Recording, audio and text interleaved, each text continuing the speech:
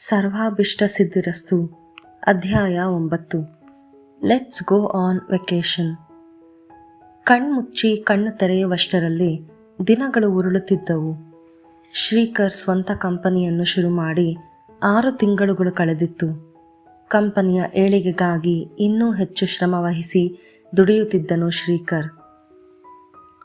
ತಿಂಗಳಿಗೆ 1-2 ಬಾರಿಯಾದರೂ ಬೆಂಗಳೂರಿಗೆ ಬಂದು ಮಗನ ಯೋಗಕ್ಷೇಮ ವಿಚಾರಿಸಿ ಅವನೊಂದಿಗೆ ಕಾಲ ಕಳೆದು ಕಂಪನಿಯ ಆಗು ಹೋಗುಗಳನ್ನು ವಿಚಾರಿಸಿ ಹೋಗುತ್ತಿದ್ದರು ಸತ್ಯಜಿತ್.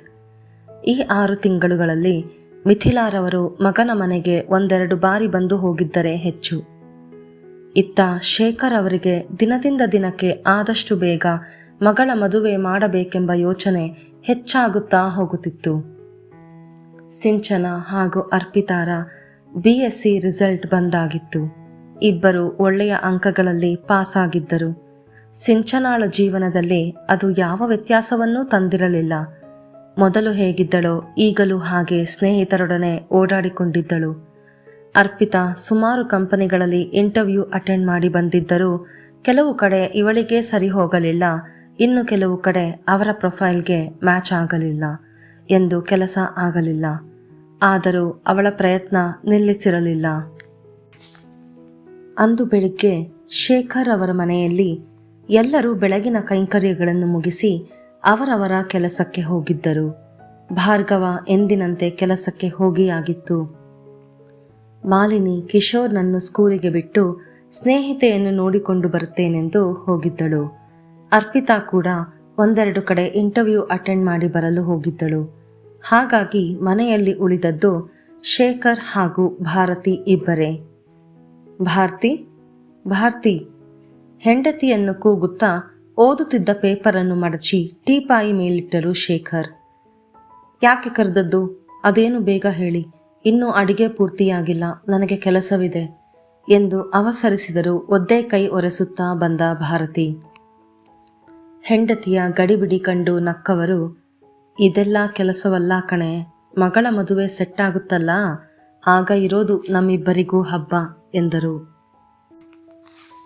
ಇದ್ದಕ್ಕಿದ್ದ ಹಾಗೆ ಮಗಳ ಮದುವೆಯ ವಿಚಾರ ತೆಗೆದ ಗಂಡನನ್ನೇ ಕ್ಷಣ ಅಚ್ಚರಿಯಿಂದ ನೋಡಿದರು ಭಾರತಿ. ಯಾಕೆ ಹಾಗೆ ನೋಡ್ತಿದ್ದೀಯ ಭಾರತಿ? ನಾನೇನು ತೀರಾ ಅನಿರೀಕ್ಷಿತ ಅನ್ನುವಂಥ ವಿಷಯ ಏನೋ ಹೇಳಿಲ್ವಲ್ಲ ಎನ್ನುತ್ತಾ ಹೆಂಡತಿಯನ್ನೇ ನೋಡಿದರು. ಹೌದು, ಆದರೆ ಸಡನ್ನಾಗಿ ಹೇಳಿದ್ರಲ್ಲ, ಒಂದು ಕ್ಷಣ ಏನು ಹೇಳಬೇಕು ಅಂತ ಗೊತ್ತಾಗಲಿಲ್ಲ ಅಷ್ಟೆ. ಪತಿ ಏನು ಹೇಳಲಿದ್ದಾರೆ ಎಂದು ಕಾಯುತ್ತಾ ಅಲ್ಲೇ ನಿಂತರು. ಕೂತ್ಕೋಬಾ ಎಂದು ತಾವೇ ಹೆಂಡತಿಯ ಕೈ ಹಿಡಿದು ಕರೆತಂದು ತಮ್ಮ ಪಕ್ಕದ ಸೋಫಾದಲ್ಲಿ ಕೂಡಿಸಿದವರೇ. ಅರ್ಪಿತಾಳದ್ದು ಡಿಗ್ರಿ ಅಂತೂ ಮುಗಿಯಿತು, ಕೆಲಸ ಹುಡುಕುತ್ತಿದ್ದಾಳೆ. ಅದು ಯಾವಾಗ ಆಗಬೇಕೋ ಆಗುತ್ತೆ, ಅದರ ಬಗ್ಗೆ ಜಾಸ್ತಿ ತಲೆ ಕೆಡಿಸಿಕೊಳ್ಳುವುದು ಬೇಡ. ಅರ್ಪಿತಾಳಿಗೆ ಮದುವೆ ಮಾಡಲು ಇದು ಸರಿಯಾದ ಸಮಯ ಎಂದು ನನಗನ್ನಿಸುತ್ತೆ. ಈಗ ನಾವವಳಿಗೆ ಗಂಡು ಹುಡುಕಲು ಶುರು ಮಾಡಿದರೆ ಎಲ್ಲ ರೀತಿಯಲ್ಲೂ ನಮಗೆ ಸರಿ ಹೊಂದುವ ಸಂಬಂಧ ಸಿಗಲು ಎಷ್ಟು ಸಮಯ ಹಿಡಿಯುತ್ತೋ ಗೊತ್ತಿಲ್ಲ. ನಮ್ಮ ಕೈಕಾಲು ಗಟ್ಟಿ ಇರುವಾಗಲೇ, ಅದರಲ್ಲೂ ನಾನು ಗಟ್ಟಿ ಇರುವಾಗ ಅವಳಿಗೊಂದು ಮದುವೆ ಮಾಡಿ ನಮ್ಮ ಜವಾಬ್ದಾರಿ ನಿರ್ವಹಿಸೋಣ. ಸಮಯ ಸಂದರ್ಭ ಯಾವಾಗ ಹೇಗಿರುತ್ತೆ ಯಾರಿಗೂ ಗೊತ್ತಿಲ್ಲ. ಮುಂದೆ ಅರ್ಪಿತಾ ಯಾರಿಗೂ ಹೊರೆ ಅನ್ನಿಸ್ಬಾರ್ದಲ್ವಾ? ಹೇಳುತ್ತಾ ಕನ್ನಡಕ ತೆಗೆದು ಎದುರಿನ ಟೀಪಾಯಿಯ ಮೇಲಿಟ್ಟರು. ಅಯ್ಯೋ ಬಿಡ್ತು ಅನ್ನಿ, ಯಾಕೆ ಏನೇನೋ ಮಾತಾಡ್ತೀರಾ? ನಾವು ನಮ್ಮ ಮಗಳ ಮದುವೆಯನ್ನು ಅಷ್ಟೇ ಅಲ್ಲ, ಅವಳ ಮಕ್ಕಳನ್ನು ಎತ್ತಾಡಿಸುತ್ತೇವೆ. ಯಾಕೆ ಬೇಡದ ಯೋಚನೆಯೆಲ್ಲ ತಲೆಗೆ ಹಾಕೋತೀರಾ ಎಂದ ಭಾರತೀಯವರ ಧ್ವನಿಯಲ್ಲಿ ಆತಂಕವಿತ್ತು. ನಸುನಕ್ಕ ಶೇಖರ್, ಅವೆಲ್ಲ ಕರ್ತವ್ಯಗಳನ್ನು ಮಾಡಬೇಕು ಅಂತಾನೆ ನನಗೂ ಆಸೆ ಇರೋದು ಭಾರತಿ. ಅದೆಲ್ಲ ಆಗಬೇಕು ಅಂದರೆ ನಾವೀಗ ಅವಳಿಗೆ ಗಂಡು ಹುಡುಕಲು ಶುರು ಮಾಡಬೇಕು. ಇನ್ನು ತಡ ಮಾಡುವುದು ಬೇಡ ಅನ್ನೋದು ನನ್ನ ಅಭಿಪ್ರಾಯ. ನನ್ನ ಸ್ನೇಹಿತ ಸುಬ್ಬಾರಾವ್ ನೆನಪಿದನಲ್ವ ನಿನಗೆ? ಅವನು ಗಂಡು ಹೆಣ್ಣು ಹುಡುಕಿ ಕೊಡುವ ಕೆಲಸ ಮಾಡುತ್ತಾನೆ. ನಾಳೆಯೇ ಅವನನ್ನು ಭೇಟಿಯಾಗಿ ಅರ್ಪಿತಾಳ ಫೋಟೋ ಹಾಗೂ ಜಾತಕ ಕೊಟ್ಟು ಬರುತ್ತೇನೆ. ಹೇಳಿ ಮುಗಿಸಿ ಹೆಂಡತಿಯತ್ತ ನೋಡಿದರು. ನೀನೇನು ಹೇಳುತ್ತೀಯಾ ಎಂದು ಕೇಳುವಂತೆ. ನೀವು ಹೇಳೋದು ನಿಜ. ಈಗ ಶುರು ಮಾಡಿದರೆ ಯಾವಾಗ ಆಗುತ್ತೋ ಗೊತ್ತಿಲ್ಲ.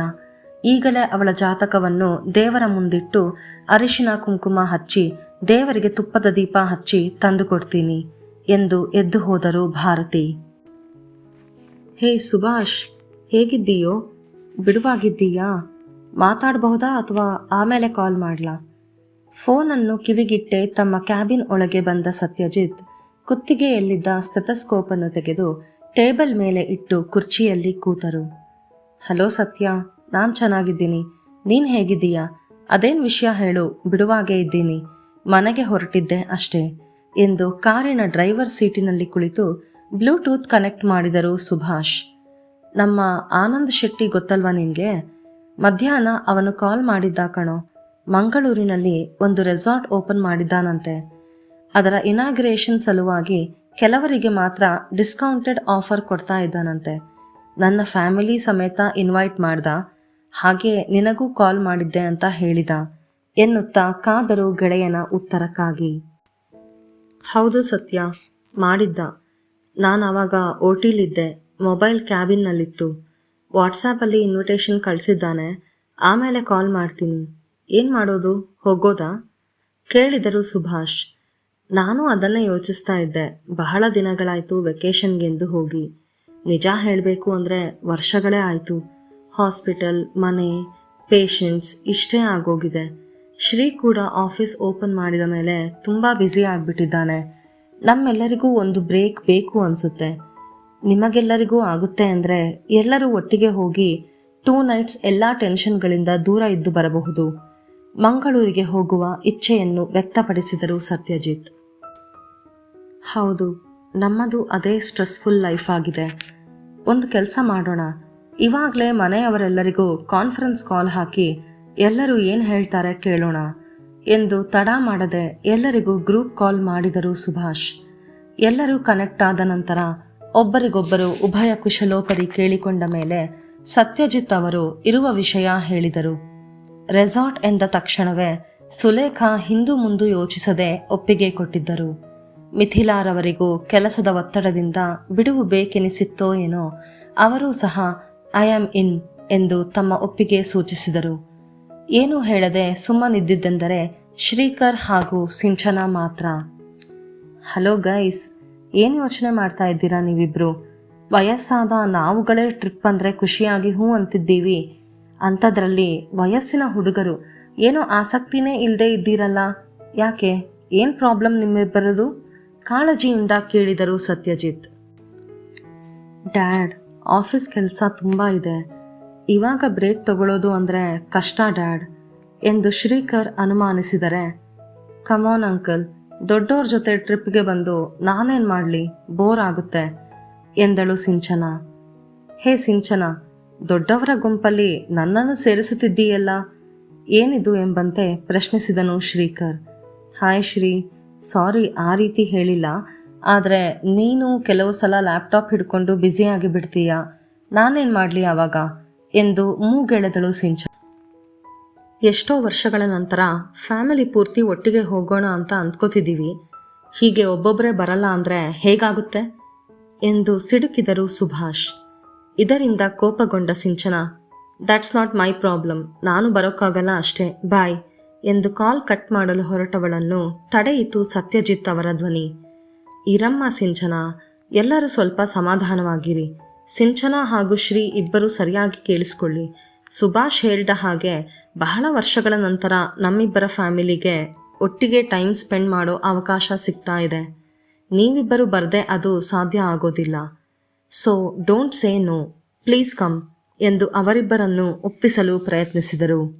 ಸತ್ಯಜಿತ್ ರವರು ಅಷ್ಟು ಹೇಳಿದ ಮೇಲೆ ಇಲ್ಲವೆನ್ನಲಾಗಲಿಲ್ಲ ಶ್ರೀಕರ್ ಹಾಗೂ ಸಿಂಚನಾಳಿಗೆ. ಓಕೆ ಅಂಕಲ್, ನೀವು ಹೇಳ್ತಿದ್ದೀರಾ ಅಂತ ಬರ್ತಿದ್ದೀನಿ. ಬಟ್ ಆನ್ ಒನ್ ಕಂಡೀಷನ್, ನಾನು ನನ್ನ ಫ್ರೆಂಡ್ಸ್ನ ಕರ್ಕೊಂಡು ಬರ್ತೀನಿ ಎಂದು ಸತ್ಯಜಿತ್ ರವರ ಉತ್ತರಕ್ಕಾಗಿ ಕಾದಳು Sinchana. Okay, by all means ಎಂದು ಸಂತೋಷದಿಂದಲೇ ಒಪ್ಪಿಗೆ ಕೊಟ್ಟರು ಸತ್ಯಜಿತ್. ಮಗಳದು ಅತಿಯಾಯಿತು ಎನಿಸಿದರೂ ಮತ್ತೆ ಏನಾದರೂ ಹೇಳಲು ಹೋದರೆ ಖಂಡಿತ ಬರುವುದಿಲ್ಲವೆಂದು ಹಠ ಹಿಡಿಯುತ್ತಾಳೆ ಎಂದು ಸುಮ್ಮನಾದರು ಸುಭಾಷ್. ಡ್ಯಾಡ್, ನಂದು ಒಂದು ಕಂಡೀಷನ್ ಇದೆ. ಈಗ ತನ್ನ ಸರದಿ ಎಂಬಂತೆ ಹೇಳಿದನು ಶ್ರೀಕರ್. ಹೇಳು ಮೈ ಬಾಯ್, ಏನದು ಕೇಳಿದರು ಸುಭಾಷ್. ನಾನು ನನ್ನ ಕಾರಲ್ಲಿ ಬರೋದು, ಐ ವಾಂಟ್ ಟು ಡ್ರೈವ್ ಎಂದನು ಇದೇ ತನ್ನ ನಿರ್ಧಾರವೆಂಬಂತೆ. ಹಾಗಾದರೆ ನಾನು ನನ್ನ ಫ್ರೆಂಡ್ಸ್ ಕೂಡ ಶ್ರೀ ಜೊತೆಗೆ ಬರ್ತೀವಿ, ತಕ್ಷಣ ಹೇಳಿದಳು ಸಿಂಚನ. ಓಕೆ, ನೋ ಪ್ರಾಬ್ಲಮ್, ನಾವುಗಳೆಲ್ಲ ಫ್ಲೈಟಲ್ಲಿ ಬರ್ತೀವಿ. ಶ್ರೀ, ಇವತ್ತೇ ನಮ್ಮೆಲ್ಲರ ಟಿಕೆಟ್ಸ್ ಬುಕ್ ಮಾಡು, ನಾನು ಡೀಟೇಲ್ಸ್ ಕಳಿಸ್ತೀನಿ, ಓಕೆ ಅಲ್ವಾ ಎಲ್ಲರಿಗೂ? ಕೇಳಿದರು ಸತ್ಯಜಿತ್. ಎಲ್ಲರಿಂದಲೂ ಎಸ್ ಎಂಬ ಉತ್ತರ ಬಂದಿದ್ದೇ ಒಬ್ಬರಿಗೊಬ್ಬರು ಬಾಯ್ ಹೇಳುತ್ತಾ ಕಾಲ್ ಡಿಸ್ಕನೆಕ್ಟ್ ಮಾಡಿದರು. ಗೆಳೆಯರಿಬ್ಬರು ಮತ್ತೊಬ್ಬ ಗೆಳೆಯನನ್ನು ಭೇಟಿಯಾಗುವ ಉತ್ಸುಕತೆಯಲ್ಲಿದ್ದರು. ಮಿಥಿಲಾ ಹಾಗೂ ಸುಲೇಖಾ ಪಾರ್ಲರ್, ಶಾಪಿಂಗ್ ಎಂದು ಅವರವರ ಸ್ಕೆಡ್ಯೂಲ್ ಪ್ಲಾನ್ ಮಾಡುವುದರಲ್ಲಿ ಬ್ಯುಸಿ ಆದರು. ಇತ್ತ ಸಿಂಚನ ಫ್ರೆಂಡ್ಸ್ನೊಂದಿಗೆ ಬರುತ್ತೇನೆಂದು ಹೇಳಿದ ತಕ್ಷಣ ಶ್ರೀಕರ್ನಿಗೆ ನೆನಪಾದದ್ದು ಅರ್ಪಿತಾ. ಅವಳ ನೆನಪೇ ಕ್ಷಣ ಅವನ ಹೃದಯದ ಬಡಿತವನ್ನು ಏರುಪೇರು ಮಾಡಿದಂಥ ಅನುಭವವಾಯಿತು. What is this Shrikar? ಏನಾಗ್ತಿದೆ ನಿನಗೆ? ಅವಳ ನೆನಪಾದ ತಕ್ಷಣ ಈಗಷ್ಟೇ ಹೈಸ್ಕೂಲ್ ಮುಗಿಸಿ ಕಾಲೇಜು ಮೆಟ್ಟಲು ಹತ್ತುತ್ತಿರುವ ಚಿಗುರು ಮೀಸೆಯ ಹುಡುಗಿಯರನ್ನು ನೋಡಿದಾಗ ಅವನ ಹಾರ್ಟ್ ಬೀಟ್ ಜೋರಾಗುವಂತೆ, ಹೊಟ್ಟೆಯಲ್ಲಿ ಚಿಟ್ಟೆ ಬಿಟ್ಟಂತೆ ಆಗ್ತಿದೆಯಲ್ಲ ನಿನಗೆ. ಮುಂಬೈಯಲ್ಲಿ ಅವಳಿಗಿಂತ ಇನ್ನೂ ಬ್ಯೂಟಿಫುಲ್ ಇಲ್ಲವೆಂದು ಹಠವಿಡಿದಿತ್ತು ಅವನ ಒಳ ಮನಸ್ಸು. ಅವಳಿಗಿಂತ ಮಾಡ್ ಆಗಿರೋ ಎಷ್ಟೋ ಹುಡುಗಿರ ಜೊತೆ ಸಲುಗೆಯಿಂದ ಸುತ್ತಾಡಿದ್ಯಾ. ಅವರ್ಯಾರ ಜೊತೆ ಇದ್ದಾಗಲೂ ಮೂಡದ ಈ ನವಿರಾದ ಭಾವನೆಗಳು ಇವಳನ್ನು ನೋಡಿದಾಗ, ನೋಡೋದಿರಲಿ, ಇವಳ ನೆನಪೇ ನಿನ್ನಲ್ಲಿ ಇಷ್ಟು ಬದಲಾವಣೆಯನ್ನು ತರ್ತಿದ್ದೀಯಲ್ಲ. ಯಾಕೋ ಶ್ರೀ, ಏನೋ ಆಗಿದೆ ನಿನಗೆ ಎಂದು ಅವನನ್ನೇ ಪ್ರಶ್ನಿಸಿಕೊಳ್ಳುತ್ತಾ ಕ್ಷಣ ಕಣ್ಮುಚ್ಚಿ ಕುಳಿತವನು ಮರುಕ್ಷಣವೇ ಇದರ ಬಗ್ಗೆ ಯೋಚಿಸಬಾರದು ಎಂಬಂತೆ ತಲೆ ಕೊಡವಿ ಕೆಲಸದತ್ತ ಗಮನ ಹರಿಸಿದನು ಶ್ರೀಕರ್.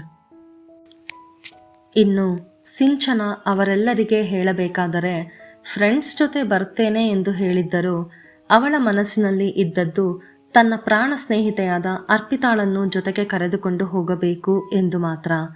ಆದರೆ ಅದನ್ನು ನೇರವಾಗಿ ಹೇಳಿದರೆ ಹೊಟ್ಟೆ ಉರಿದುಕೊಳ್ಳುವವರು ಸಾಕಷ್ಟು ಜನರಿದ್ದಾರೆಂದು ಅರಿತಿದ್ದವಳು ಸಹಜವಾಗಿ ಫ್ರೆಂಡ್ಸ್ ಎಂದು ಹೇಳಿದ್ದಳು. ಪಾಪ ಅರು ಎಲ್ಲೂ ಹೋಗೋದೇ ಇಲ್ಲ. ಕಾಲೇಜಿಂದ ಟ್ರಿಪ್ ಆರ್ಗನೈಸ್ ಮಾಡಿದಾಗಲೂ ಕೂಡ ಅವಳು ಬರೋಕ್ಕಾಗಲಿಲ್ಲ. ಯಾವಾಗಲೂ ಮನೆ, ಕಾಲೇಜು, ಓದು ಇಷ್ಟೇ ಅವಳ ಪ್ರಪಂಚ. ಅವಳಿಗೂ ಒಂದು ಚೇಂಜ್ ಬೇಕು. ಈ ಸಲ ಮಾತ್ರ ಅವಳನ್ನು ಒಪ್ಪಿಸಿ ನನ್ನ ಜೊತೆ ಕರ್ಕೊಂಡು ಹೋಗೇ ಹೋಗ್ತೀನಿ ಎಂದು ಅರ್ಪಿತಾಳಿಗೆ ಕಾಲ್ ಮಾಡಲು ಮೊಬೈಲ್ ತೆಗೆದುಕೊಂಡವಳು, ಬೇಡ ಬೇಡ, ಫೋನ್ನಲ್ಲಿ ಏನೋ ಒಂದು ಹೇಳಿ ನನ್ನ ಬಾಯಿ ಮುಚ್ಚಿಸಿಬಿಡ್ತಾಳೆ. ಅವಳ ಮನೆಗೆ ಹೋಗಿ ಅವಳನ್ನು ಹಾಗೂ ಅವಳ ಮನೆಯವರನ್ನು ಕನ್ವಿನ್ಸ್ ಮಾಡ್ತೀನಿ ಎಂದು ಖುಷಿಯಿಂದ ಕಾರ್ ಕೀ ಹಿಡಿದು ಅರ್ಪಿತಾಳ ಮನೆಯ ದಾರಿ ಹಿಡಿದಳು ಸಿಂಚನ.